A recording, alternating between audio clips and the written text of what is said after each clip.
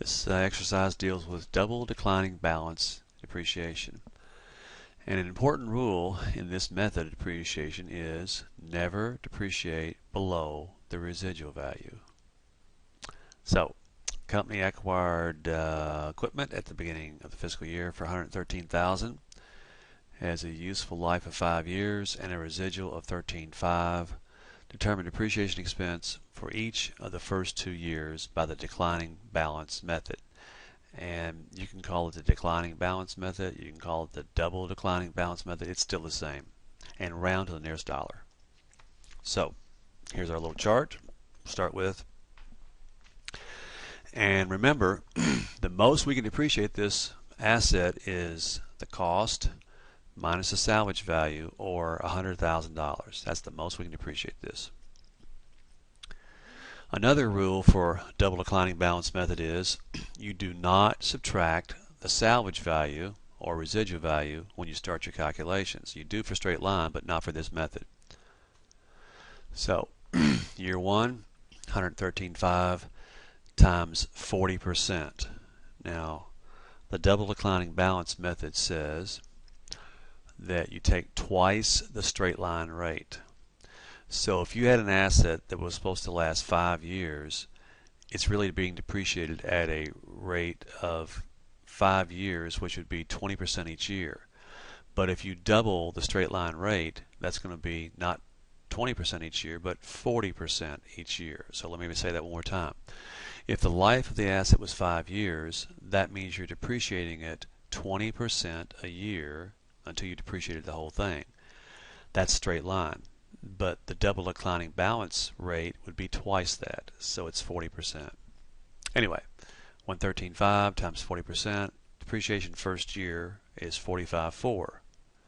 Depreciation second year is going to be the book value, which is $113,500, minus the depreciation taken so far, which is $45,400, which gives us a book value of $68,100 times 40%, and you've got $27,240.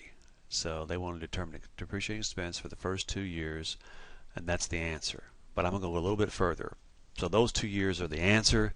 Now let's go on a little bit further and see what else we got. Year 3, you do the same thing. We'll take $68,100 minus the depreciation for that year and come up with a book value of $40,860 times 40%, which is depreciation in the third year of $16,344.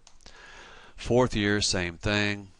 It would be $40,860 minus $16,344 gives you book value at the beginning of year 4 of $24,516 times 40%. Depreciation that fourth year would be $98,06. Fifth year, we've got $24,516 minus $98,06 is going to give us $14,710 times 40%, and that's going to be $58,084. The only problem with all this is, after 5 years, we've depreciated $104,674. We can't depreciate that much because the rule says you can't depreciate anything past any more than down to the salvage value. So 100,000 is all we depreciate. So what we have to do in this fifth year, since we're 4674 over, we have to take 4674 off of the fifth year.